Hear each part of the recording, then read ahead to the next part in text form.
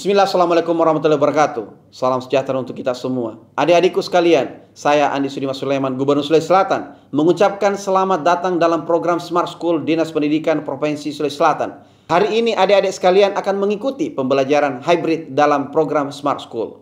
Aplikasi Smart School adalah sebuah pendekatan dengan tetap mengedepankan sebuah pendidikan dengan digital approaching, untuk kemudian mengedepankan kualitas dan mutu pendidikan yang diterima siswa secara seragam di seluruh wilayah Sulawesi Selatan, termasuk di pelosok-pelosok. Program ini bukan hanya memberikan kepada adik-adik sekalian pengalaman belajar yang baru, namun juga memberikan fasilitas kebutuhan dengan fitur bermanfaat seperti rekaman video pembelajaran yang dapat diulang, trik-trik penyelesaian soal, ujian-ujian, serta sarana konsultasi pembelajaran dari guru-guru terbaik di Sulawesi Selatan. Sering-sering mengakses aplikasi Smart School melalui gawai yang adik-adik sekalian miliki di setiap kesempatan yang dimiliki.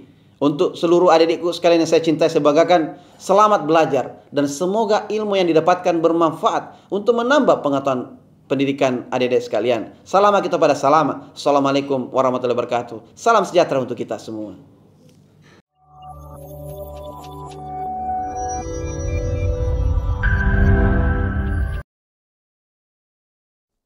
Assalamualaikum warahmatullahi wabarakatuh. Selamat pagi generasi Smart. Apa kabar hari ini? Semoga kalian semua dalam keadaan sehat dan bahagia. Hari ini saya Dahlia Kusuma Widyasari akan menemani kalian untuk belajar geografi.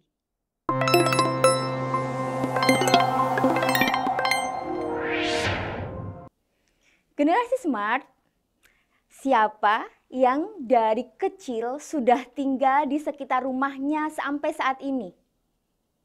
Hampir semua ya. Coba amati lingkungan sekitar kalian. Apakah di lingkungan sekolah ataupun di lingkungan rumah? Apakah terdapat hal-hal yang baru yang telah dibangun oleh pemerintah maupun pembangunan lainnya oleh pihak swasta dan sebagainya? Tentu banyak sekali perubahan, ya kan? Contoh di Makassar saja, kita sekarang sudah punya underpass, punya tol layang, kemudian punya CPI yang menjadi ikon dari Makassar. Belum di kabupaten dan kota lain di Sulawesi Selatan ini. Nah, hari ini kita akan belajar tentang pembangunan wilayah. Tujuan pembelajaran kita kali ini adalah peserta didik dapat menganalisis pembangunan berbasis wilayah dan dapat menganalisis wilayah pembangunan di Indonesia. Kita mulai dari makna pembangunan. Apakah makna pembangunan itu? Pembangunan adalah suatu proses perubahan menuju arah yang lebih baik melalui upaya-upaya yang dilakukan secara terencana. Pernyataan ini diungkapkan oleh Profesor Ginanjar Kartasasmita. Sedangkan pembangunan nasional sendiri adalah upaya yang dilaksanakan oleh semua komponen bangsa dalam rangka mewujudkan atau mencapai tujuan bernegara kita yang tercantum di dalam Undang-Undang RI nomor 24 tahun 2004. Tujuan pembangunan negara Republik Indonesia ditujukan untuk mewujudkan cita-cita nasional seperti yang tercantum dalam pembukaan Undang-Undang Dasar 1945. Sudah hafal semua kan? Oke, kita lanjut ya. Nah, pembangunan wilayah sendiri itu apa? Pembangunan wilayah adalah pemanfaatan ruang wilayah dengan cara mengoptimalkan aktivitas serta fungsi wilayah untuk pengembangan potensi wilayah. Jadi di sini pembangunan tersebut harus bisa mengembangkan potensi masing-masing wilayah yang kita tahu setiap wilayah itu adalah unik, different, dan tidak sama satu dengan yang lainnya. Sedangkan kalau kita melihat apa sih yang kita gunakan dalam modal pembangunan wilayah itu, yang pertama jelas harus ada sumber daya manusia. Sumber daya manusia di sini seluruh komponen masyarakat serta berbagai macam pemerintah maupun pihak swasta dan stakeholder yang lainnya. Kemudian yang kedua yaitu sumber daya alam. sumber daya alam baik yang hayati maupun yang non-hayati. Dan ini pasti setiap wilayah itu tidak sama satu dengan yang lainnya. Sedangkan kita menuju ke konsep pengembangan wilayah. Konsep pengembangan wilayah itu yang pertama berbasis sumber daya. Apa maknanya? Konsep pembangunan wilayah berbasis karakteristik sumber daya ini kita masih dapat lagi klasifikasikan lagi dengan menjadi pengembangan wilayah berbasis sumber daya. Kemudian pengembangan wilayah berbasis komoditas unggulan. Pengembangan wilayah berbasis efisiensi dan pengembangan wilayah berbasis pelaku pembangunan. Kalian lihat gambar yang ada di slide. Gambar apa itu? Ya, gambar perahu pinisi. Tentu kalian yang tinggal di Sulawesi Selatan ini sangat akrab sekali dengan komoditas unggulan yang dihasilkan oleh Sulawesi Selatan yang sudah dari ribuan tahun yang lalu muncul dan dikenal di seluruh dunia. Di mana? Ya, di Bulukumba, di sekitar Tanjung Bira, di situ banyak desa-desa yang kini dari komoditas yang turun-temurun mereka unggulkan, komoditas itu menjadi produk unggulan yang oleh pemerintah dan masyarakat setempat dikembangkan sebagai komoditas unggulan untuk membangun wilayahnya. Sehingga sekarang banyak sekali desa-desa wisata di sana, kemudian banyak sekali pantai-pantai yang dibuka dengan begitu menariknya, itu akhirnya mengembangkan wilayah tersebut. Yang kedua, pengembangan wilayah berbasis penataan ruang. Yang bagaimana itu maksudnya? Konsep pengembangan wilayah berbasis penataan ruang ini dilakukan berdasarkan penataan ruang wilayah provinsi dan wilayah kabupaten maupun kota. Konsep ini terdiri atas konsep pusat pertumbuhan dan konsep integrasi fungsional. Di materi sebelumnya kalian pasti sudah tahu bagaimana kalian mengklasifikasikan wilayah, apakah berdasarkan wilayah formal maupun wilayah fungsional di mana ada integrasi antar beberapa komponen. Nah, di sini penataan ruang itu basisnya adalah ada pusat, kemudian ada wilayah di sekitarnya yang terintegrasi untuk dikembangkan. Kalau kalian lihat peta di samping, kalian tahu pasti itu adalah wilayah Mamminasata. Di mana itu?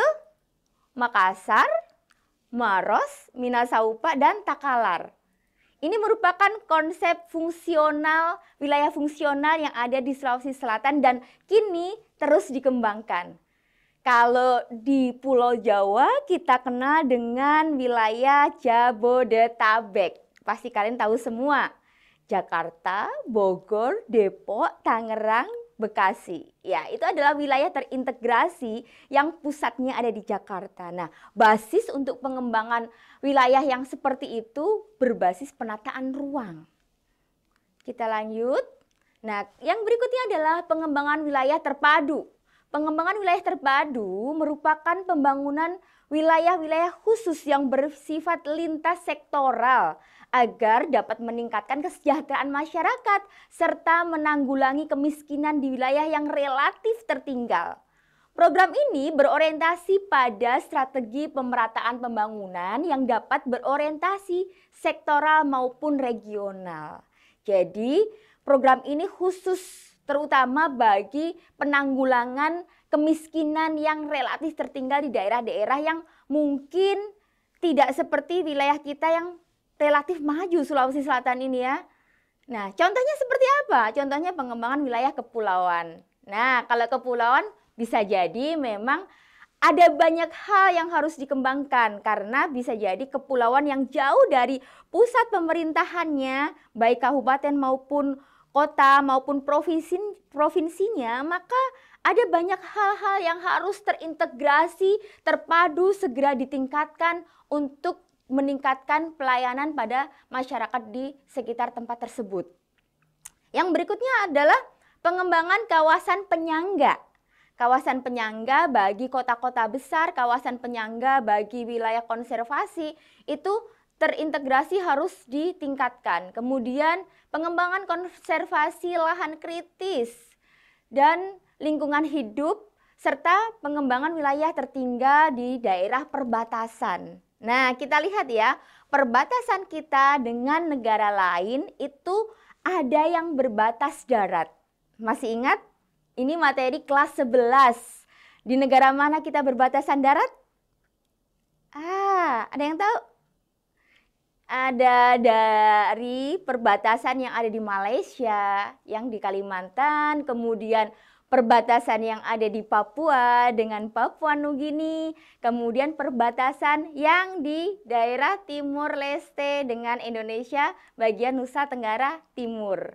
Nah, di wilayah-wilayah perbatasan ini menjadi sebuah percontohan bagi pengembangan wilayah yang terpadu, karena di situ diintegrasikan segala aspek, ditingkatkan bagaimana menunjukkan harga diri kita, marwah kita sebagai sebuah bangsa besar. Karena itu pembangunan di perbatasan ini sangat diperhatikan sekali, sehingga itu menjadi pintu masuk yang begitu luar biasa bagi orang-orang yang datang ke negara kita dari negara tetangga. Karena itu pengembangan wilayahnya sangat diperhatikan sekali. Kita lanjut. Kemudian pengembangan wilayah berdasarkan kelompok atau klaster.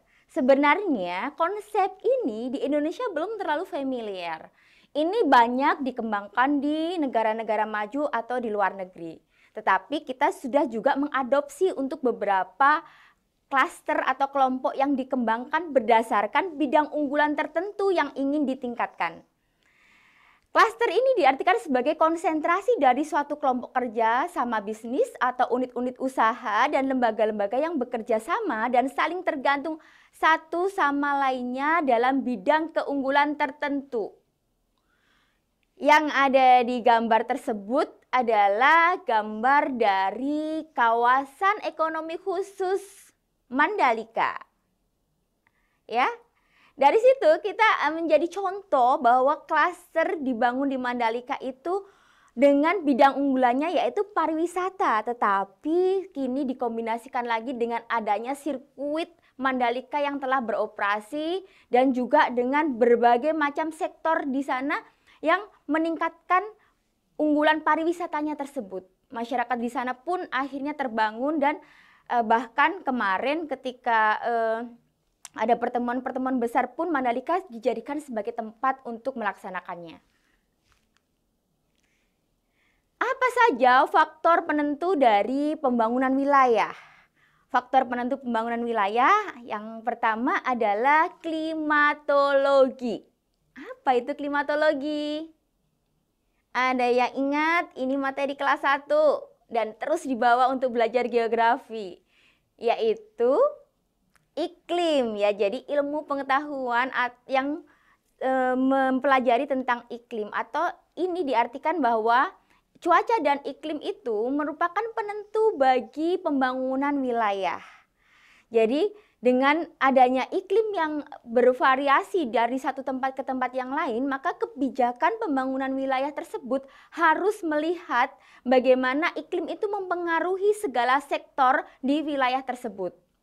Contoh, kalau kita membandingkan negara kita dengan negara lain yang iklimnya subtropis, maka tentu pengembangan wilayahnya, pembangunan wilayahnya tidak pernah sama.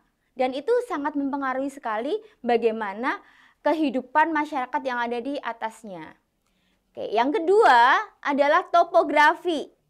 Kita lihat gambarnya, topografi. Apa itu topografi? Ya, topografi adalah letak suatu tempat kalau dilihat dari permukaan bumi dan dilihat di mana sih ketinggian tempat tersebut. Apakah berada di gunung, pegunungan, dataran tinggi, dataran rendah, pantai, jurang. Gak ada ya tempat yang jurang untuk ditinggali. Itu yang disebut topografi. Jadi ketinggian suatu tempat, kemudian relief suatu tempat itu, apakah landai, apakah sangat beragam dengan ketinggian dan kemiringan lerengnya, itu mempengaruhi sekali bagaimana pembangunan suatu wilayah itu harus dicetuskan, harus direncanakan, dan harus difikirkan setiap solusi permasalahan dari topografi yang ada.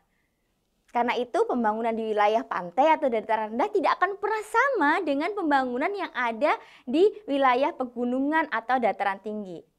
Ya, yang di sini tinggal di Toraja pasti tahu berbeda cara pembangunannya di Toraja dengan di Makassar. Atau mungkin yang ada di Luwuk sana dengan yang ada di Bulukumba pasti tidak sama. Oke, yang berikutnya adalah hidrografi. Hidrografi ini terkait dengan kondisi perairan di wilayah tersebut. Apakah perairan darat maupun perairan lautnya. Ataupun bahkan air yang kita gunakan dalam konsumsi kita sehari-hari sebagai air tanah. Itu mempengaruhi sekali bagaimana suatu pembangunan itu direncanakan dan dilaksanakan di wilayah tersebut. Yang berikutnya adalah bagaimana keberadaan sumber daya hayati juga mempengaruhi. Sumber daya hayati di sini sumber daya yang bersifat bisa diperbaharui, yang bersifat hidup. Jadi itu mempengaruhi sekali bagaimana membangun suatu wilayah yang ada. Yang berikutnya demografi. Ingat, demografi materi kelas 11 atau kependudukan atau penduduk suatu wilayah tersebut. Jadi secara banyak dan sedikitnya penduduk di suatu wilayah sangat-sangat mempengaruhi bagaimana wilayah itu dikembangkan dan dibangun. Indonesia ini sangat menarik sekali dibangun, bahkan investor asing pun suka sekali dengan Indonesia. Salah satunya dari kondisi demografi kita, di mana kita nomor berapa jumlah penduduknya sedunia?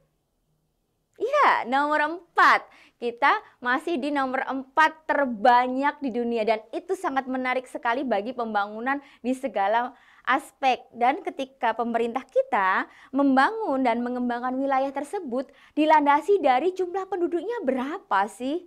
Jumlah penduduk yang berusia 0 sampai 5 tahun berapa? 5 sampai 15 tahun berapa? Dan seterusnya. Itu mempengaruhi kebijakan-kebijakan yang dibuat untuk membangun wilayah sesuai dengan bagaimana komposisi demografi yang ada di wilayah tersebut.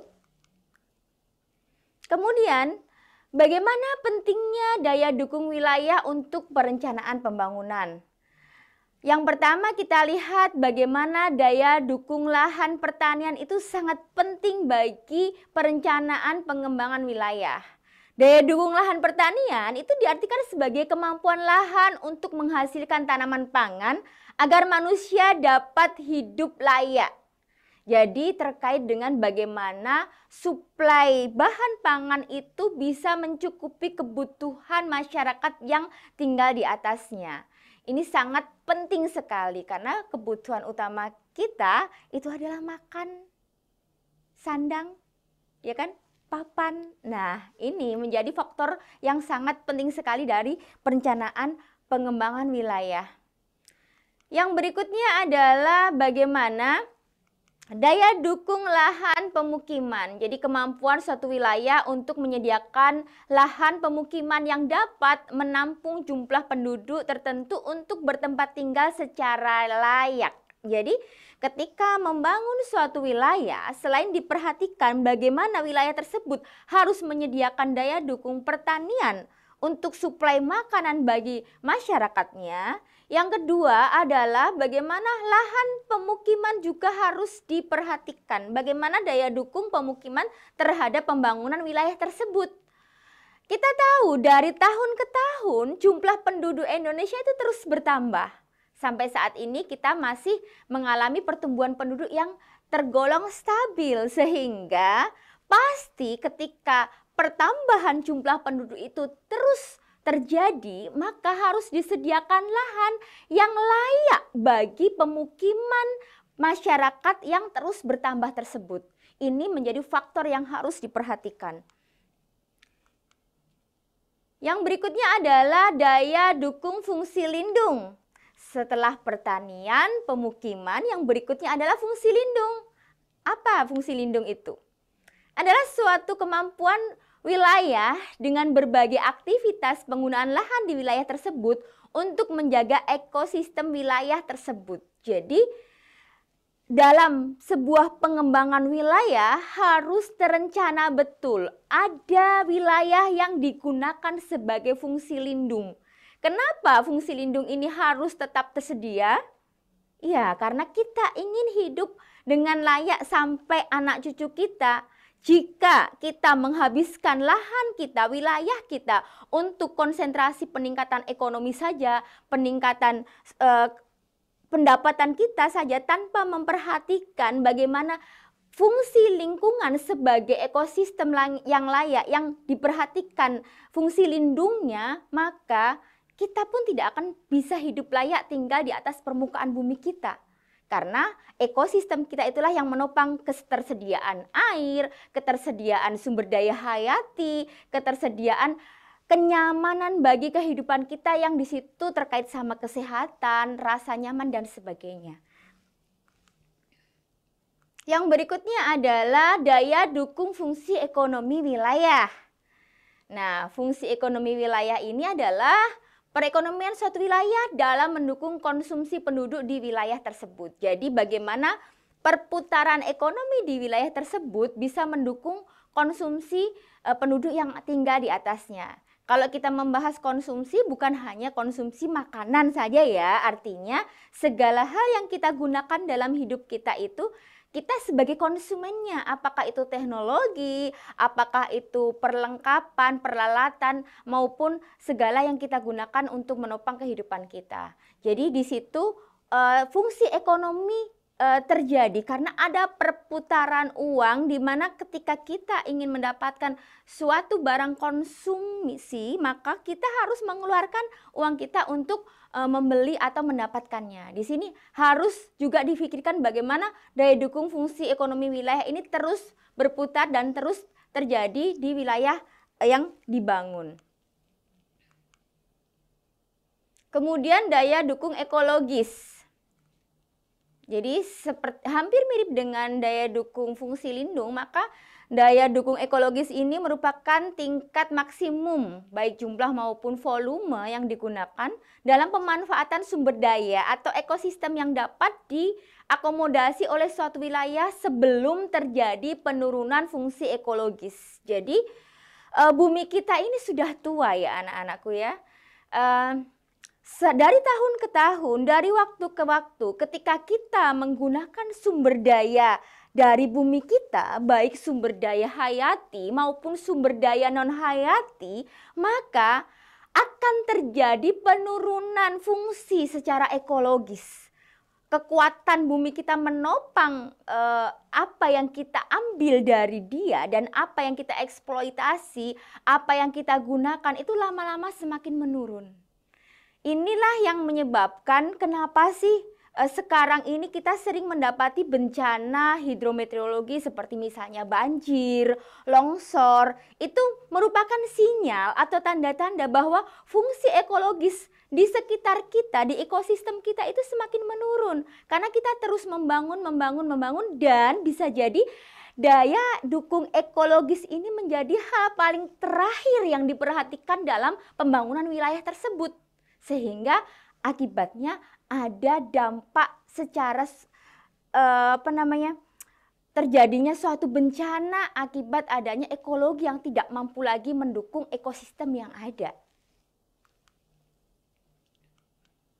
Oke, sekarang kita lihat. Walaupun tadi sudah dikatakan ada konsep pembangunan, ada daya dukung, tetapi ternyata faktor yang menyebabkan perbedaan pembangunan antar wilayah itu tetap ada, itu kan tetap ada karena ya dari awal kita paham bahwa ada diferensiasi area. Ada setiap area di atas permukaan bumi kita itu different, berbeda. Nah, di sini kenapa bisa berbeda-beda? Yang pertama, ada potensi daerah yang tidak sama. Potensi daerah satu dengan yang lainnya tidak sama. Contoh tadi misalnya kalau di Bulukumba, potensi yang muncul di Tanjung Bira itu pariwisata. Kalau kita lihat di wilayah Sidrap mungkin potensinya bukan pariwisata lagi, tetapi potensi daerahnya adalah pertanian. Kalau kita lihat di Parepare, potensinya bukan lagi pertanian atau pariwisata, tetapi mungkin sektor jasa di mana di sana punya pelabuhan dan punya kota yang bisa mendukung sektor jasa yang lebih baik untuk berputar. Nah, ini setiap potensi daerah masing-masing sudah ada dan itu harus benar-benar diperhatikan. Kemudian sumber daya manusianya. Dari awal tadi kita udah tahu ada modal sumber daya manusia. Nah, bagaimana sumber daya manusia itu bisa menimbulkan perbedaan pembangunan antar wilayah? Ya, bisa jadi jumlah sumber daya manusianya yang berkualitas, jumlah sumber daya yang mendukung itu berbeda-beda setiap daerah atau setiap wilayah, sehingga itu sangat menentukan sekali bagaimana wilayah itu terbangun. Yang berikutnya adalah faktor lokasi. Faktor lokasi ini menunjukkan posisi strategis suatu wilayah itu sangat berpengaruh bagi pembangunan wilayah tersebut. Dari kelas 10 kita sudah paham konsep lokasi di geografi itu sangat penting dan itu menentukan nilai guna lokasi tersebut, diferensiasi area, kemudian bagaimana interaksi dan interrelasi antar wilayahnya dan sebagainya. Jadi posisi strategis dan tidak strategis ini sangat menentukan sekali pembangunan. Yang berikutnya adalah sarana transportasi yang ada. Jadi sarana transportasi adalah sarana dasar bagi sarana suatu wilayah yang harus dipenuhi. Karena dengan adanya transportasi yang unggul, transportasi yang terpadu dan berbagai macam jenis transportasi yang tersedia di suatu wilayah, maka itu akan mempercepat proses percepatan pembangunan di wilayah tersebut. Tidak mungkin suatu daerah pelosok, misalnya di kampung-kampung yang jalanannya masih sangat rusak sekali, bisa memaksimalkan pembangunannya, bisa memaksimalkan perputaran ekonomi di wilayah tersebut. Ya, jadi faktor transportasi sangat penting. Yang berikutnya, siapa sih sebenarnya pihak yang berperan dalam pembangunan? Ya, yang pertama tentunya seluruh masyarakat Indonesia, seluruh masyarakat di wilayah tersebut. Jadi jangan dianggap bahwa kalian sebagai pelajar itu tidak berperan serta dalam pembangunan. Oh, kalian salah. Pelajar itu memiliki peran serta dalam pembangunan wilayah. Ketika pelajar kita, kalian semangat untuk belajar di sekolah, untuk meningkatkan kualitas sumber daya manusia kalian, maka disitulah kalian nantinya ketika suatu saat kalian benar-benar terjun di dunia nyata yang sesungguhnya, menjadi seseorang, menjadi insinyur kah, menjadi arsitek dan sebagainya, maka disitulah kalian akan berperan dalam pembangunan itu secara nyata. Tapi sekarang kalian sedang mempersiapkannya dengan belajar yang lebih baik. Karena itu tetap semangat belajar ya. Yang kedua, pemerintah pusat, pemerintah daerah, BUMN, BUMD, pihak swasta dan seluruh stakeholder yang terlibat. Jadi setiap diri kita, kemudian siapapun yang berada di pemerintahan maupun swasta juga berperan serta dalam pembangunan wilayah. Kemudian kita akan melihat bagaimana wilayah pembangunan di Indonesia. Ya, pembangunan wilayah di Indonesia itu ada di mana saja sih? Sebenarnya kita secara formal, kita kemarin sudah mengklasifikasikan wilayah.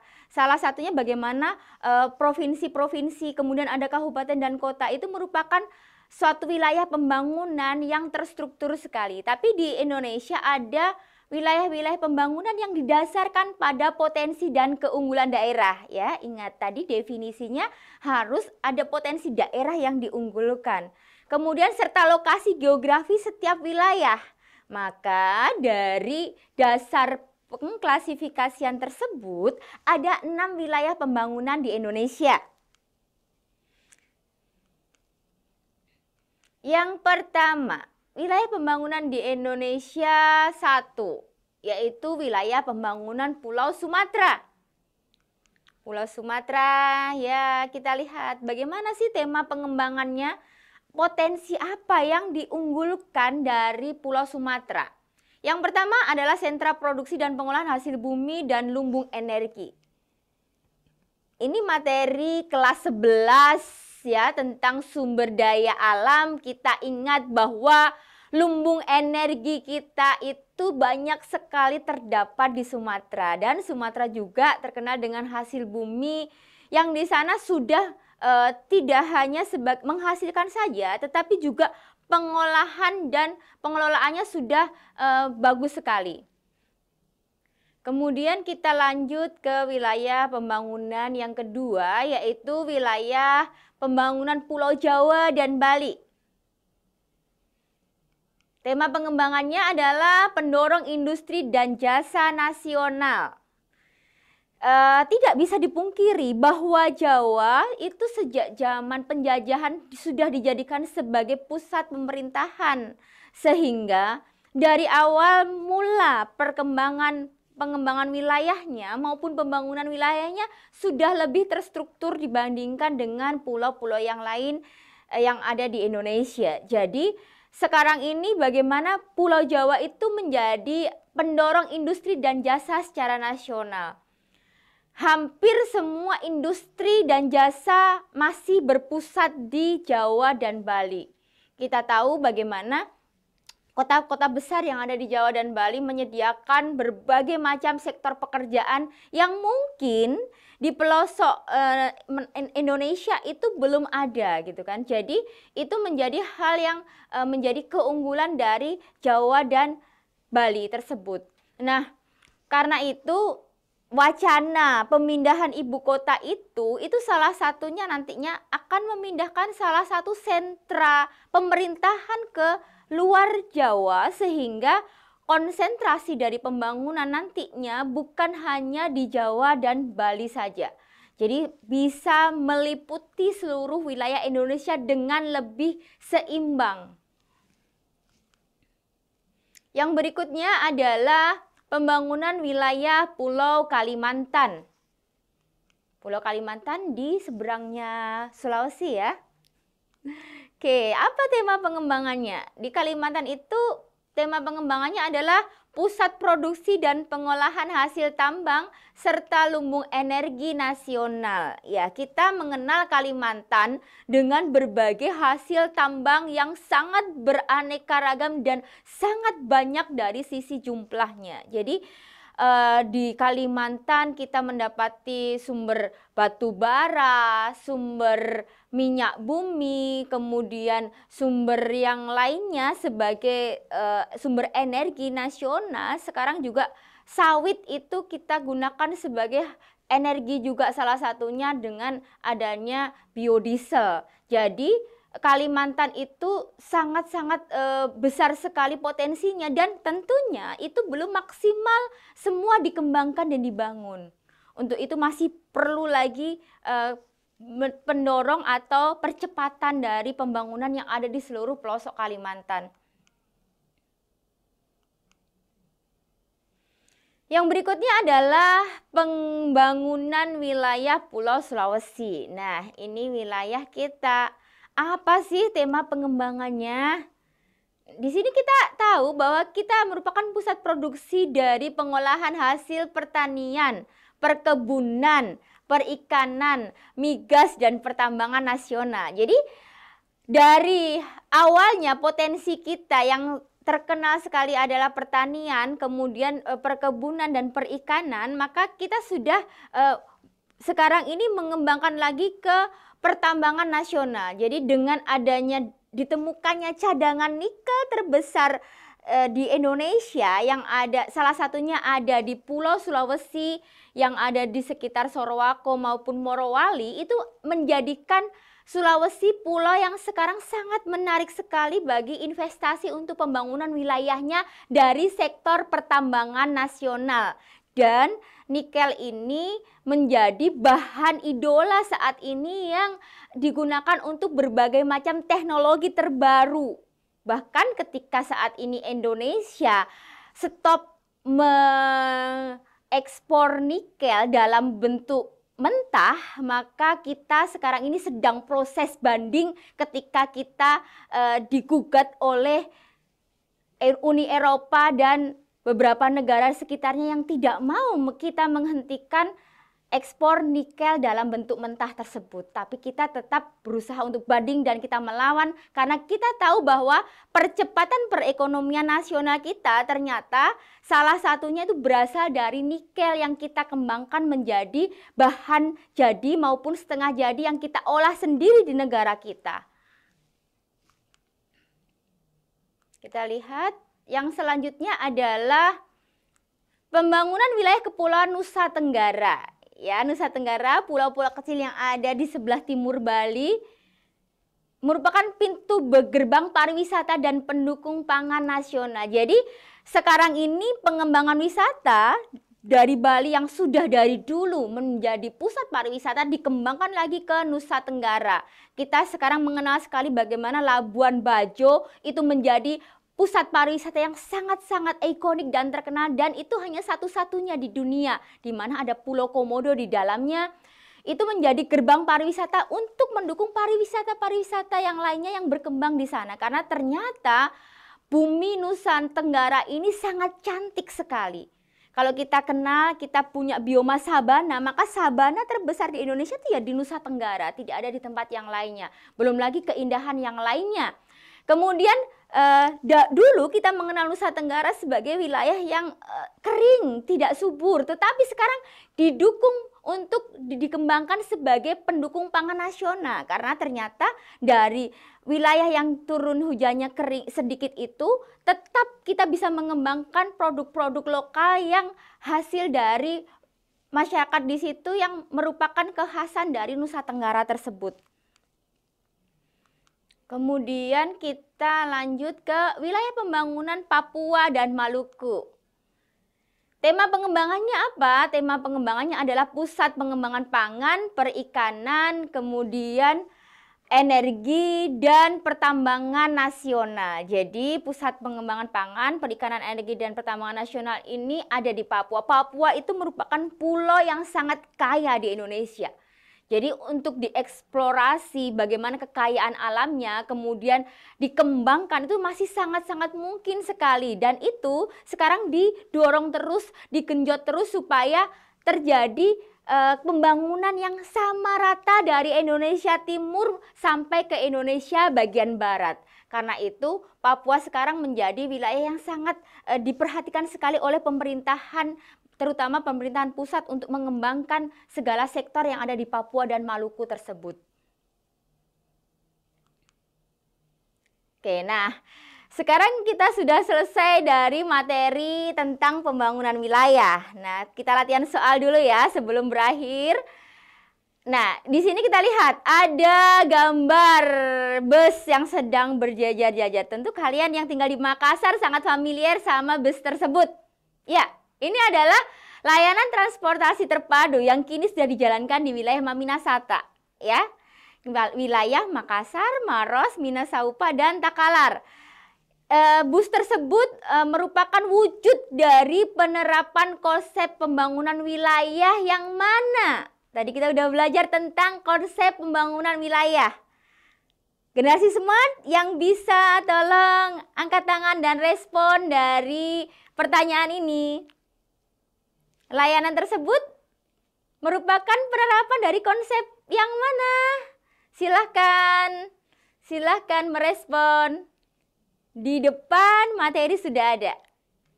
Oke, ada yang tahu? Kita lihat pada konsep apakah Maminasata tadi? Apakah jawaban kalian benar? Kita kembalikan ke slide-nya. Ya. Sambil menunggu jawaban yang masuk. Ya, apakah ada yang menjawab konsep berbasis penataan ruang? Kalau itu jawaban kalian, maka aplaus untuk diri sendiri. Oke, kalian sudah benar. Jadi pengembangan konsep di mana pusat pertumbuhannya mengintegrasikan dengan wilayah fungsional di sekitarnya itu merupakan konsep berbasis penataan ruang, dan salah satu implementasinya atau penerapannya adalah bagaimana dikembangkannya transportasi terpadu yang bisa menghubungkan antar wilayah baik pusat maupun wilayah fungsional yang mendukungnya, ya. Kita sekarang lanjut ke pertanyaan berikutnya. Ada potongan artikel yang saya ambil dari Kementerian Koordinator Bidang Perekonomian di Indonesia. Ini tahun 2021 dinyatakan bahwa berdasarkan hasil penelitian yang dilakukan ternyata Indonesia merupakan peringkat keempat se-Asia Tenggara dari sisi investor asing yang menyukai untuk berinvestasi di Indonesia. Ini beritanya 2021 ya, rilis ya. Jadi, nah pertanyaannya apa? Nah, berdasarkan potongan artikel tersebut, jelaskan mengapa investor asing menyukai Indonesia sebagai lahan investasinya untuk pembangunan wilayah di Indonesia. Penjelasannya dikaitkan dengan faktor penentu pembangunan wilayah. Silahkan. Mungkin tidak semua faktor bisa kalian analisis. Beberapa faktor saja mungkin bisa kalian munculkan. Mengapa sih Indonesia disukai oleh para investor untuk membangun di Indonesia? Faktor apa yang ternyata menentukan dari ketertarikan investasi tersebut? Nih, oke, di sini ya. Faktor penentu pembangunan wilayah. Apa yang menjadi ketertarikan investor asing untuk membangun wilayah? Tadi sudah saya kasih clue-nya di depan, yaitu faktor demografi tentunya yang pertama. Kenapa faktor demografi sangat menentukan? Karena jumlah penduduk Indonesia sangat besar, sehingga ketika jumlah penduduk sebagai konsumen sangat besar, maka ketika membangun fasilitas, membangun wilayah yang ada, pasti akan mudah sekali untuk diaplikasikan atau digunakan. Sangat mudah sekali kembali modalnya bagi para investor untuk mengeluarkan dana yang besar, tapi dia tetap bisa kembali modal dengan cepat karena kita memiliki jumlah penduduk yang sangat banyak. Kemudian kita memiliki sumber daya hayati yang melimpah. Jadi kalau kita mengembangkan pembangunan di bidang pertanian, di bidang sumber daya hayati, itu tidak akan habis kalau kita terus-menerus untuk berusaha memutarnya dengan cara yang baik. Sehingga itu sangat menarik bagi investor. Kemudian secara klimatologi, kita berada di zona iklim yang sangat nyaman sekali tanpa ada halangan iklim yang berarti. Kemudian secara topografi pun kita tidak ada kota-kota dengan topografi atau daerah-daerah dengan topografi yang begitu sulit untuk dikembangkan. Hidrografi pun kita merupakan negara tropis yang banyak hujan, sehingga secara perairan tawar yang kita gunakan itu sangat mudah. Kemudian perairan laut yang digunakan sebagai sarana transportasi pun sangat melimpah dan sangat mudah dan menghubungkan berbagai macam wilayah. Nah, oke.